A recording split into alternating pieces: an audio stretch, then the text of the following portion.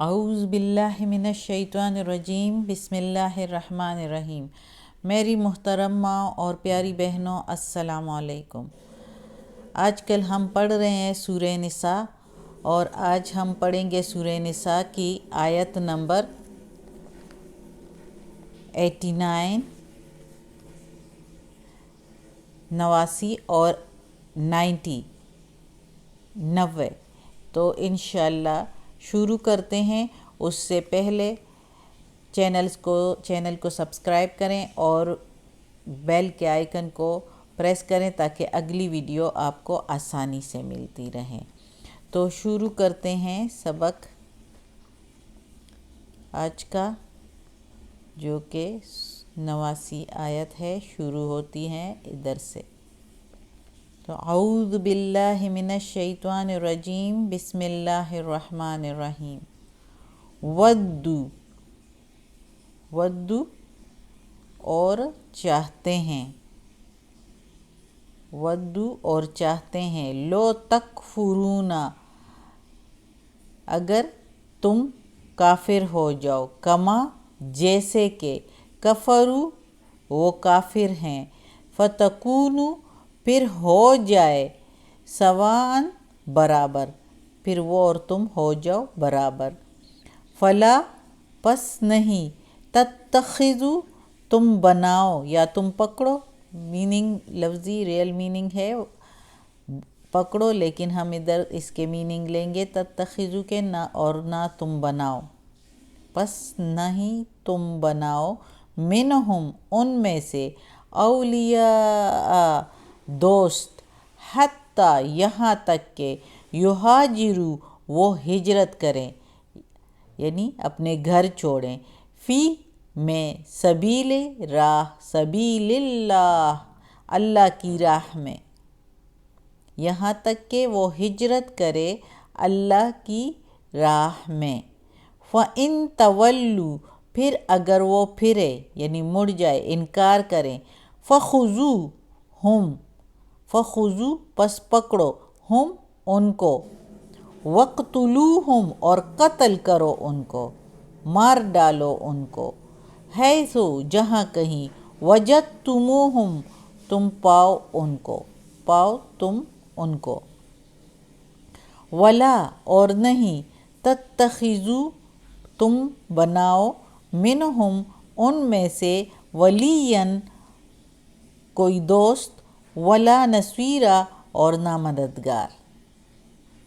اب اس آیت میں اللہ تعالیٰ کہتا ہے، جو کہ کل والی سبق سے منسلک ہے، پچھلے سبق سے منسلک ہے، جس میں اللہ تعالیٰ نے کہا کہ کیوں دو گروہ بنتے ہو۔ کچھ مسلمان جو چاہتے تھے کہ منافقوں سے دوستی رکھنی چاہیے، وہ ہو سکتا ہے مسلمان ہو جائے، تو اللہ تعالیٰ نے کہا جس کو میں نے گمراہ کیا ہو وہ کہیں بھی جو ہے راہ نہیں پا سکتے، کیونکہ وہ خود اس طرح کی حرکتیں کرتے ہیں۔ اللہ تعالیٰ نے تو انسان کو خود مختار بنا کے بھیجا ہے، لیکن جو کوئی پھر اس طرح کی منافقت کرتے ہیں تو اللہ تعالیٰ بھی ان کے دلوں پر مہر لگا دیتا ہے، اور جس میں دیکھتا ہے اللہ تعالیٰ کہ وہ ایک قدم آگے بڑھتا ہے تو اللہ تعالیٰ اس کے آگے 10 قدم بڑھتا ہے۔ تو چونکہ وہ حرکتیں ایسی کرتے ہیں تو اللہ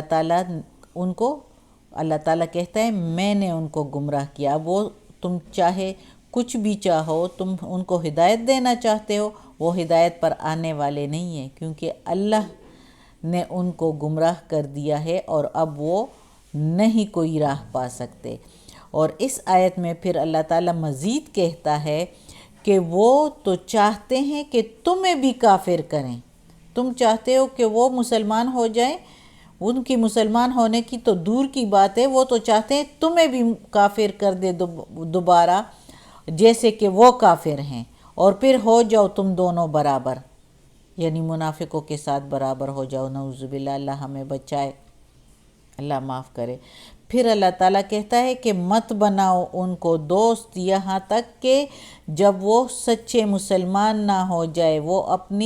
اپنے گھر اللہ کی راہ میں نہ چھوڑ جائیں، اور وہ ہجرت کریں اللہ کی راہ میں مدینہ کی طرف، اور پھر اگر وہ انکار کر لیں اس ہجرت سے تو پھر پکڑو ان کو اور قتل کرو ان کو جہاں کہیں بھی تم ان کو پاؤ۔ اب اللہ کا غیظ و غضب ہے ان پر، انہوں نے ایسی حرکتیں کی ان دنوں میں رسول پاک صلی اللہ علیہ وآلہ وسلم کے زمانے میں، محمد صلی اللہ علیہ وآلہ وسلم کے زمانے میں، کہ ان کو کافی نقصانات پہنچائے کافروں کے ساتھ مل کر، مکہ کے قریش کے ساتھ مل کر ان کی جو ہے خوشنودی حاصل کرنے کے لیے، ان کی کو خوش کرنے کے لیے اور ان کے ساتھ دوستی بڑھانے کے لیے کہ ان سے ہمیں کچھ مل جائے۔ وہ تو سمجھتے تھے کہ ان کی طاقت زیادہ ہے، وہ جیت جائیں گے تو ان سے ہمیں کچھ مل جائے گا، تو اس لیے ان کے ساتھ وہ ادھر مسلمانوں کے ساتھ منافقت کرتے تھے اور اندر ان کے ساتھ تھے اندر سے۔ تو اس لیے اللہ تعالیٰ نے کہا پکڑو ان کو اور مارو ان کو جہاں کہیں بھی پاؤ ان کو، اور ان کو دوست نہ بناؤ اور نہ ہی ان کو اپنا مددگار بناؤ کہ وہ تمہاری مدد کریں گے۔ وہ دور کی بات ہے کہ وہ تمہاری مدد کرے، وہ تو تمہیں بھی کافر بنانا چاہتے ہیں۔ تو اگلی آیت میں ہے إِلَّا الَّذِينَ يَصِلُونَ، إِلَّا مگر وہ جو، یعنی وہ لوگ جو یصلون صلح رکھتے ہیں یا صلح ہے، إِلَى طرف قوم بینکم درمیان تمہارے، قوم درمیان تمہارے، وبینہم اور درمیان ان کے، میثاق عہد ہوا ہو، مگر وہ جو جس کا درمیان تمہارے اور درمیان ان کے اس قوم کے صلح کا عہد ہوا ہو، او جاؤکم اور آئے تمہارے پاس، حسرت کے تنگ ہو گئے ہیں، صدورہم دل ان کے، ان یقاتلوکم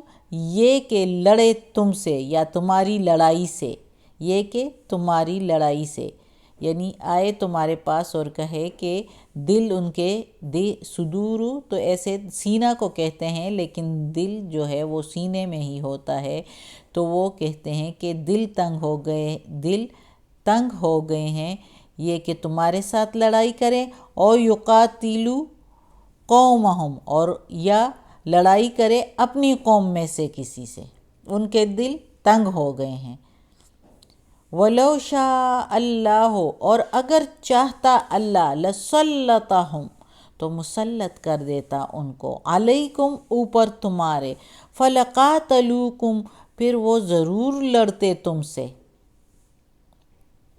فَإِنِ اعْتَزَلُوكُمْ پھر اگر وہ یکسو رہے، کنارہ کشی کرے تم سے، یکسو رہے تم سے یعنی نہ لڑے تم سے، اور یا کنارہ کشی کرے تم سے، یعنی تمہاری لڑائی میں کوئی نہ تمہارا ساتھ دے اور نہ دشمنوں کا ساتھ دے، ایک طرف ایک غیر جانبدار رہے، فلم پس نہیں، یقاتلوکم وہ لڑے تم سے، اور پھر نہیں وہ لڑے تم سے، یعنی وَأَلْقَوْا اور ڈالے، اِلَيْكُمُ السَّلَمَ طرف تمہارے صلح کا پیغام، اور ڈالے تمہاری طرف صلح کا پیغام، وَأَلْقَوْا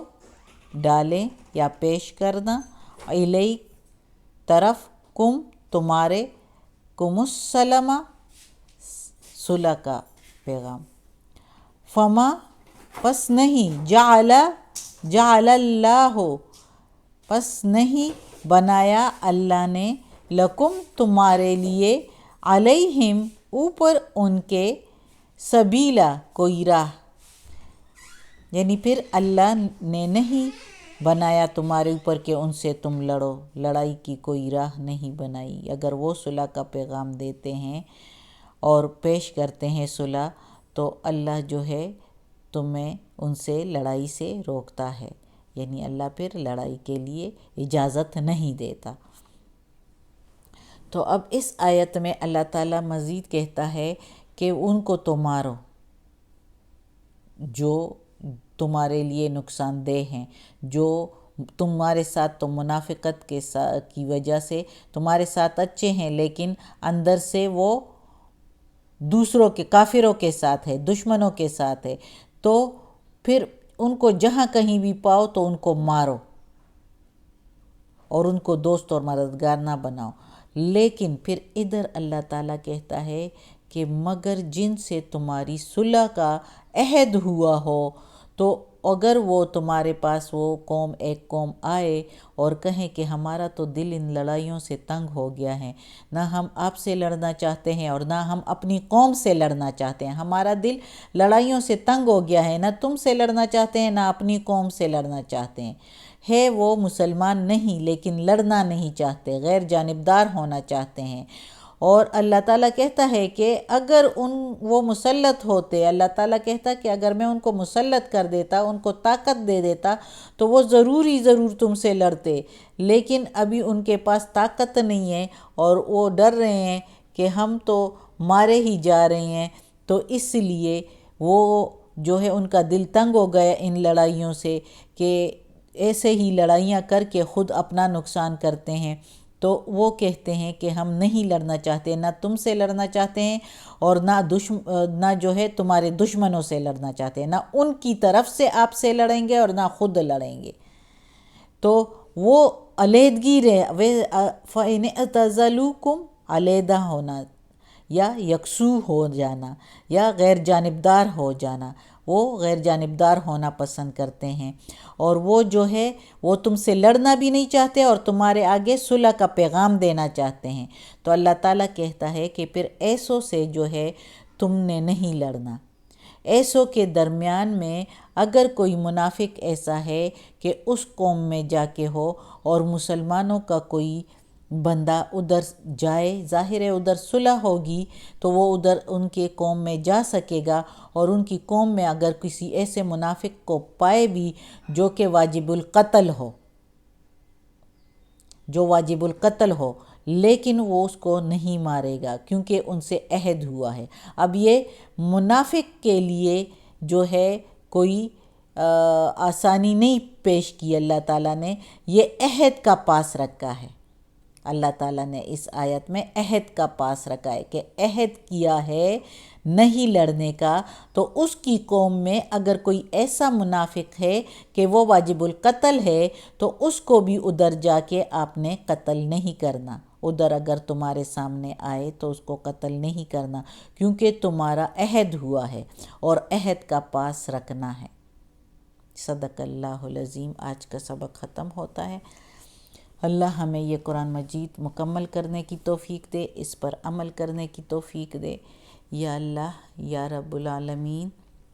یا غفور الرحیم، یا رحمان الرحیم، یا علی کل شیء قدیر، یا اللہ ہمیں، ہمارے والدین کو، ہماری اولاد کو، ہمارے بھائی بہنوں کو، ہمارے گھر والوں کو، کل مومن مسلمانوں کو جنت فردوس میں جگہ عطا فرما۔ میری استانیہ اپی جان کو بھی یا اللہ جنت فردوس میں جگہ عطا فرما، دوزخ کے عذاب سے بچا، قبر کی سختی اور وقت نزاع کی سختی آسان فرما۔ یا اللہ یہ قرآن مجید کا ترجمہ کیا ہے تفسیر کے ساتھ، یا اللہ اس میں ہم سے کوئی غلطی ہوئی ہو تو ہمیں معاف کر دے، یا اللہ ہمیں بخشش دے، یا اللہ ہمیں عافیت والے معاملات دے، یا اللہ ہماری پریشانیاں، بیماریاں اور تکالیف ہم سے دور کر دے، یا اللہ تو بخشنے والا مہربان ہے، یا اللہ ہمیں اپنے نیک اور صالح لوگوں میں شامل کر دے۔ آمین ثم آمین۔